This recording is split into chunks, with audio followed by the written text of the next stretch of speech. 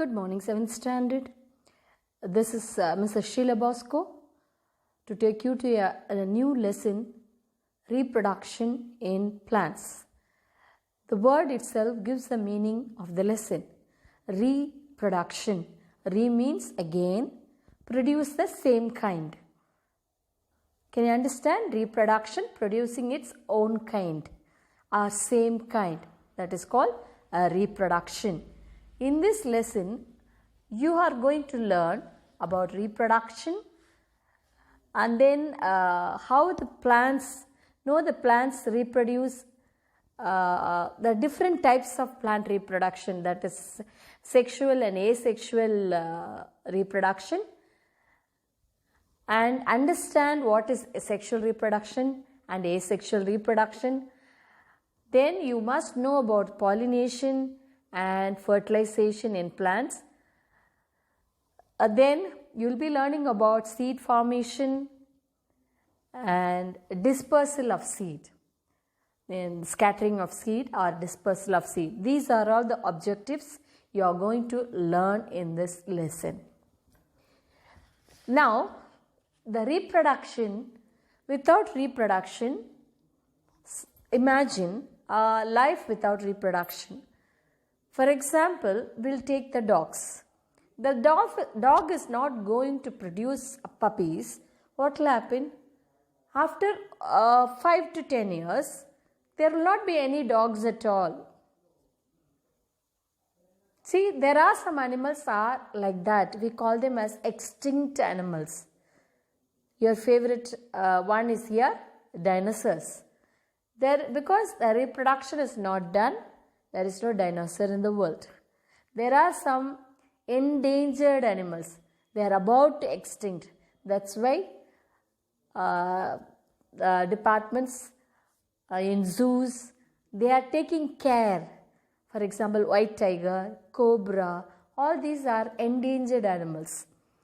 So, reproduction is necessary to have those species in the earth throughout.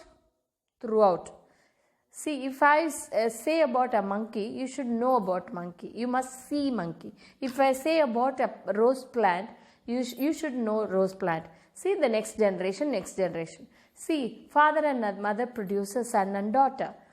What happened? The son and daughter produce again a son and daughter, or a daughter or son, like that. Suppose if they are not going to produce, no human will be in the world.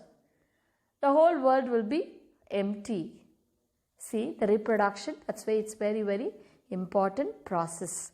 Here, we are going to learn about plants reproduction. How the plants are reproducing. There are different ways in the reproduction. Vegetative reproduction, this is one way, that is, here different parts of the plant will produce a new plant. Yes, your eyes are becoming bigger, I could see. Yes, you are right, rose plant. You will borrow from a friend. Yes, there should be a node. You know what is node? There is a small thing, small nail-like thing in between the thorn. With that part we have to cut it and place it in a nice healthy soil and cover on the top. That cutting, transpiration should not be there. Then the stem will dry. So you have to cover it with some wet mud or with cow dung or something like that. Cover it and just pour enough of water and leave it in a sunlight. You will get a small leaf after a week or so. Yes, like this, a sugar cane. That is also stem. Ginger. Take a potato. You could see the eye of the potato grow into a new plant. Bryophyllum. It's a plant. I think I showed you in 6th standard. A leaf. Another plant will come from the leaf. See, the leaf has a small curve like thing. From that another plant will come out. This is called vegetative reproduction. the parts, these are the reproductive parts. But in other plants, we have a reproductive part separately. Which is the reproductive part? A beautiful part in a plant, a colorful part in a plant. Yes, you're right. Flower is the reproductive part of the plant. Why flowers are so colorful? Last year we have learnt why they are so colorful. You will be learning, you know about pollination to attract the insect. I will explain about pollination. The end of the, as we are going on, I'll be explaining what is pollination. Here we have two types of reproduction. Already I have told vegetative reproduction, that is one. Another, this one is two types of reproduction. One is asexual reproduction. The other one is sexual reproduction. In asexual reproduction, they don't have a seed. See, if there is a flower, it will become a fruit. The fruit will contain a seed. The seed will give a new plant. Here, in asexual thing, we don't have seeds. Okay, without seeds, new plant arises. I will explain how it is. Sexual reproduction, it is a common thing. A flower will become a fruit. The fruit will have a seed. The seed will grow into a new plant. Now what all you have learned? Vegetative reproduction, and then the main part of reproduction is flower. It is bright in color, attractive, beautiful to attract the insects for pollination. Then in that you have two types of reproduction. One is asexual reproduction and sexual reproduction. Asexual reproduction will give a new plant without seeds. Sexual reproduction with seeds. Okay, is there any clarification? You should ask me in the other phone. See here, I told you about asexual reproduction. Miss, you said without seeds. That means without fruits. Yes. Some part of the plant may grow into there are different parts to reproduce. See, vegetative reproduction is different from asexual reproduction. Here, some part may reproduce. Here, a sexual reproduction with the flowers and seeds. In some organism, I'll explain about asexual reproduction. Mostly this is happening in single-celled organisms. They don't have a different cell for everything, like root, absorption, stem, conduction, flowers, photosynthesis. Leaves, photosynthesis, flowers, reproduction. See, this have only a single cell. What will happen? The single cell produce another cell. This resembles exactly like a parent. This sex cell is known as gametes. This small cell, we call it as a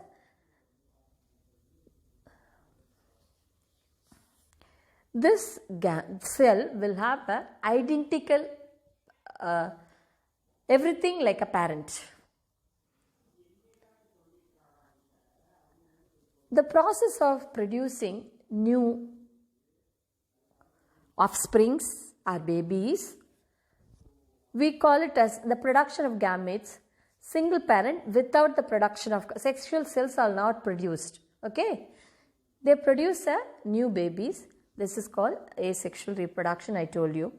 In three common methods. One is budding, another one is fragmentation, next is spore formation. Budding. In budding, a small bud. Bud means just think about a small egg-like thing. Okay. A small bud emerges from one side of for this I have taken an example of yeast cell. It is a single cell. See, one part is grow into a new cell. Can you understand? Just imagine a clay we made like an egg. One side we just make another small egg. Then that will detach from the mother, detach from the parent. We don't know whether it's a mother or father. Detach from the cell. Then the nucleus in the parent cell divides to give two nuclei. What happens? The mother or the parent divide into two. The nucleus is the living organism. That's a main cell in that. That divides into two. That will become a 2 yeast cell. Again, this 2 yeast cell, what will happen? What will happen? One daughter nucleus remains in the parent cell and the other daughter moves into the bud. Eventually, the bud detaches from the parent cell and becomes an independent cell that grows into a new individual. Can you understand here? Budding is nothing but I told you, take an example of egg, a clay egg. Okay, from there a small portion comes out, like a small egg comes out. What happens? The nucleus, the main part of the cell, divides into two. It becomes two daughters or two whatever it is. One will be with the main cell. Another one will become independent and start producing another cell. Example, yeast. Fragmentation. It is the model of asexual reproduction which an organism breaks down into two or more pieces called fragments.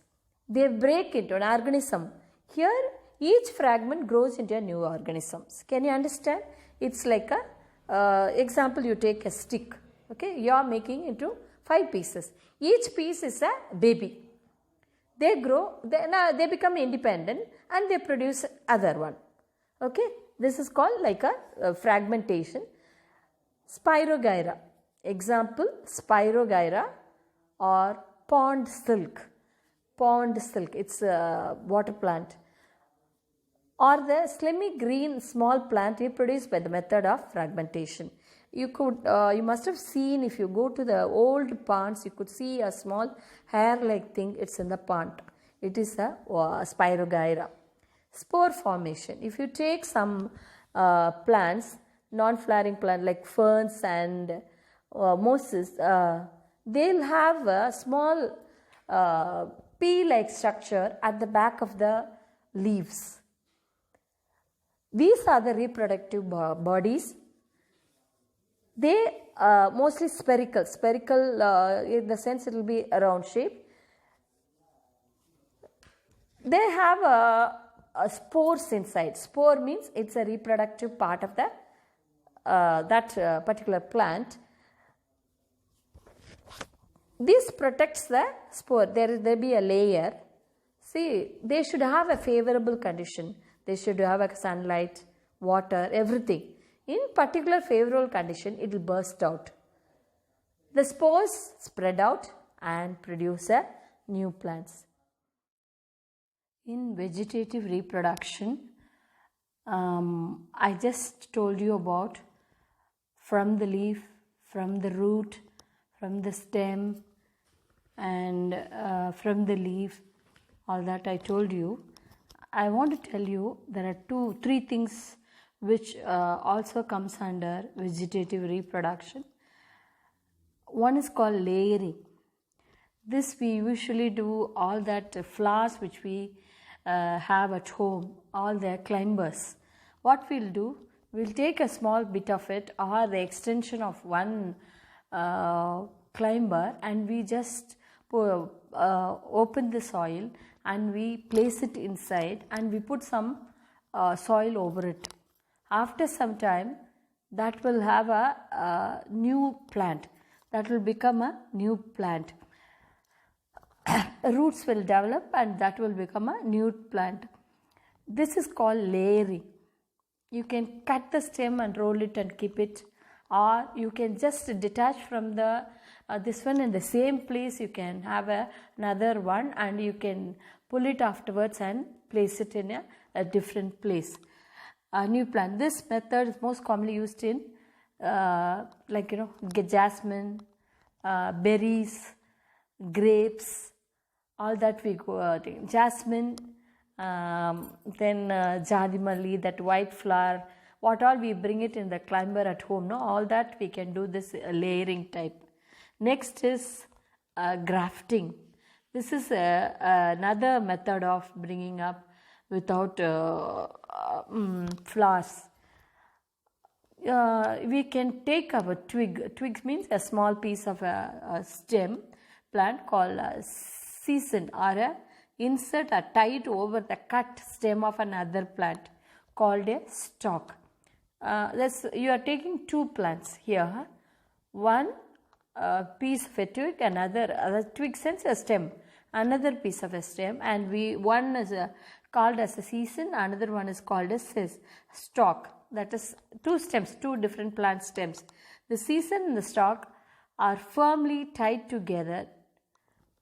We will tie together to because there should not be any evaporation. That's what I told you. We will keep cow dung or wet soil to cover the cut part. Here also you will have a small layer. They will just take it out and tie it tightly to avoid transpiration or evaporation and infection in the plant. The stalk supplies water and minerals to the seed. See, one plant supplies to the other plant water and minerals. In due course, after some time, new cells develop the area where they are joined. See, we have joined, we have taken a layer of the stem and we have joined in a particular place. No? That place a new cells will form. Join and a new variety of a plant develops. This is, we call it in crossbreed, or see this nowadays we are getting every plant we are doing this. Most of the plants they are doing this, crossing it. You will get more yielding and a variety of, see if you take a different color roses, variety of roses, some sugar canes, all that they are doing variety of things here. This is a rose, mango, it's more tastier, they will say ottumanga, they will say that is what is meant by ottumanga, grafting. That is, we have joined together two mango plants and you get another variety of a mango plant. Guava, all this we are getting. Now you are getting such a big fruit. Actually, the guava fruit size was more than a size of a lemon. Now it is almost half of the papaya size we are getting guavas. It's all grafted ones. This is examples you have given you: rose, mango, guava, and many other plants. Then one more is tissue culture.